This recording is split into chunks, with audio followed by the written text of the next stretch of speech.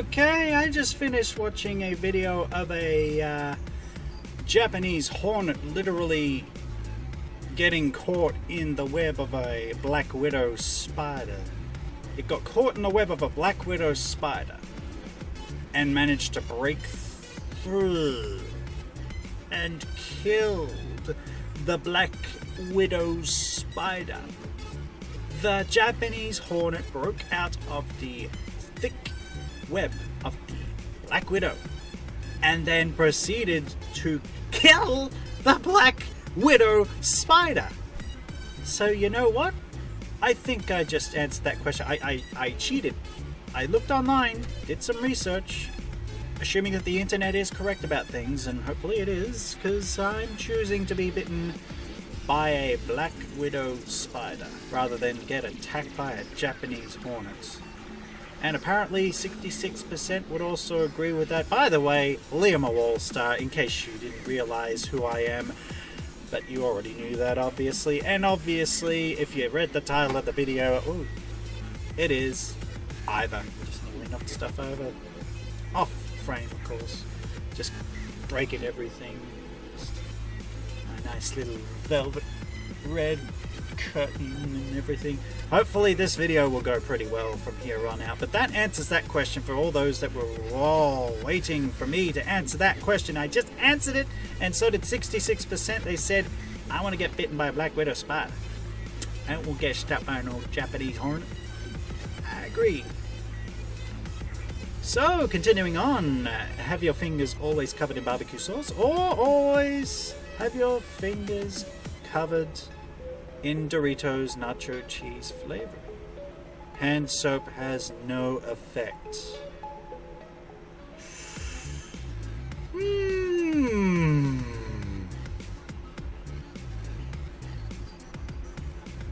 Barbecue sauce is more of a liquid, so it's got a chance of smearing and smudging everything and drying up and caking all over everything. Whereas, at least with the nacho cheese flavoring, no one gets sick of that, and you can just dust it off. Logically, that makes sense. See, logic prevails. That's the title of this video series. Even though we are playing either, logic is the title, prevailing is what it does, and 73% would certainly agree. So, would I rather be a contestant of Wheel of Fortune or be a contestant on Jeopardy? You know, I've always figured, because Wheel of Fortune is quite fun, and I actually, my parents' first computer, which operated on Windows 3.1, yes, the technological age of Windows, back when Windows was just Windows and you had to go into DOS and you had to actually open Windows manually. It didn't start up as an operating system. You had to start it up yourself. You had to work your ass off to get to Windows, and even then, all there were windows. No start menu, no taskbar, no customer service assistance, and above all else, apart from that interruption, there was no registration, no serial numbers. You installed it, it was done. Oh, that was great. But what's my point exactly? Yeah, there was a game, Wheel of Fortune, a very old game of Wheel of Fortune, where you basically, spin the wheel, or rather just press the button, spin the wheel, and then you type a letter to guess, just like the game, and then you'd guess, you could try and guess what the word was, or what the phrase, whatever it was. It was a fun game, and I used to watch Wheel of Fortune as a kid. I don't think they have it on anymore in Australia. I don't think they've had it for years. They keep switching, game shows over, and now it's basically,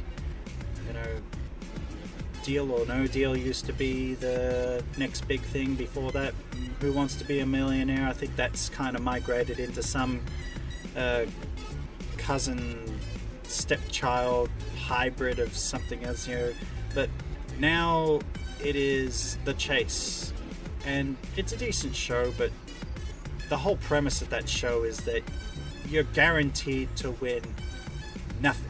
Whereas at least on Wheel of Fortune, you had fun, and if you walked away with nothing, well, okay. But actually, no, you actually I believe that there was a great chance where you'd actually walk away with something. And it's a fun game. And now I'm prattling on. I'm losing the demographic. Just select what you want to play. Yeah, nearly 3/4 would agree. Live in a nudist colony or live with the Amish? Duh! You would have to be a participating member in each lifestyle. Whatever. I'm not a pervert, I just prefer electricity. Never be able to compliment or never be able to complain.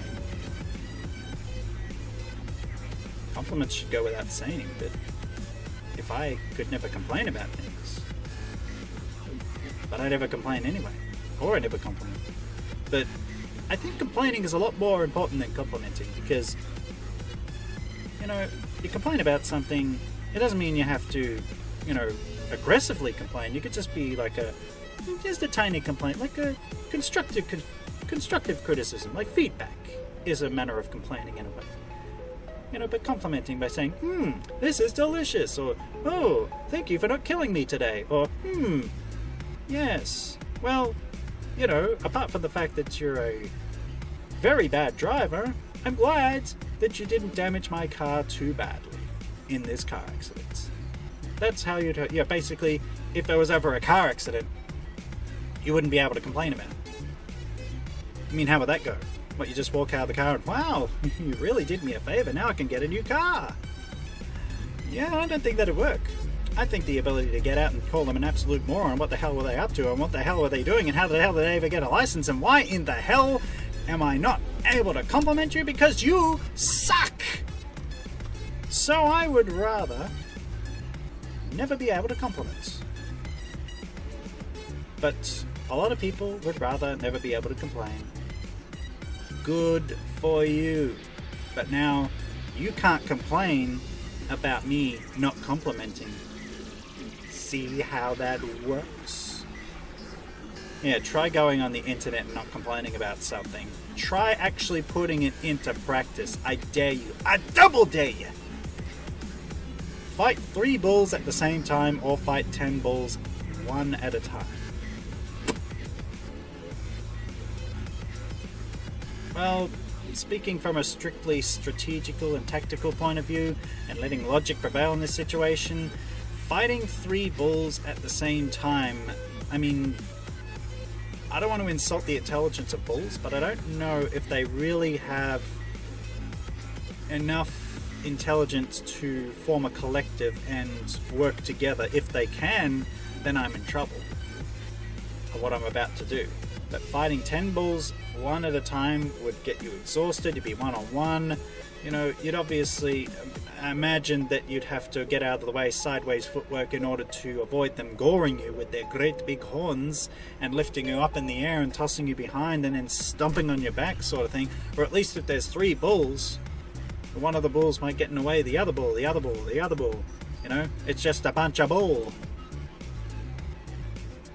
That's really 50-50. Why? You can fight a bull one at a time? I mean, I guess it depends what kind of weapon you have, I suppose, but if you only had to fight 3 as opposed to 10, you're like literally fighting them. Whatever, personal preference. What the hell are you doing in a bullpen to begin with, to have to fight bulls? Moving on. Be the first to climb Mount Everest, or be the first on the moon? I'd rather be the first on the moon. Why? Because there's probably less of a chance that I would die on the moon from frostbite. At least there are many preparations and many ways in which they can get me back and get me forward and get me here, there, everywhere, and everyone's going to be paying attention to it. Whereas on Mount Everest, it's bloody cold up there, man. Frostbite and stuff. Moving on. Be famous for curing cancer, or be famous for making everyone on Earth live forever. Pete's multi. Ooh. Add pop-ups. Be famous for curing cancer, or be famous for making everyone on Earth live forever. Immortality. Does that include myself? Because if you live forever, then technically that means cancer's cured as well, doesn't it? apparently people would be in disagreement. And maybe the futility of immortality, people would rather some people demise. Yeah. But if everyone lives forever, that means that all diseases and everything's cured, including cancer. 64% of you didn't think about that. Be incredibly stupid, but have the best of luck. It's almost as if you know me. Or be an incredible genius, but have the worst of luck.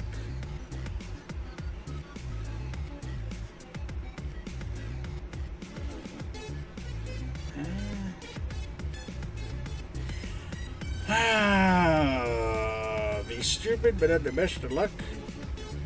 Be a genius and have the worst of luck. But if I was a genius, I'd eventually find a way to get around luck.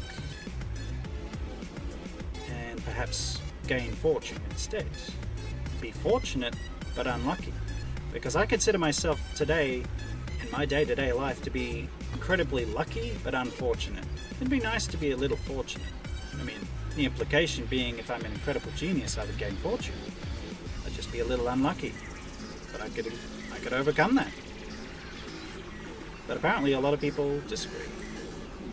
Be the president or be a Pokemon trainer. Right. I'd be president. Oh, yeah, whatever. You'd rather go fight monsters and everything. But as president, I would outlaw such evil practice of having monsters fighting other monsters in vicious battle, capturing them and forcing them to train over and over and going to gyms and battling other masters and trainers, all just for a little badge and to fight in a big league that you'll probably lose, and then you'll never go back to that same league again. You'll just keep going to different leagues every time. But think about it. Has Ash from Pokemon ever gone to the same league? Has he ever gone back to compete in the same league that he first competed in? If he has, I don't know, because I don't watch Pokemon, but I watched a little bit. I think this was covered somewhere long ago in one of the other videos. I can't remember which one it was. Oh dear. Well, that is all the time that I'm willing to spend choosing either or. So, like, share, subscribe, and as always, my name is Liam. I will see you guys next time.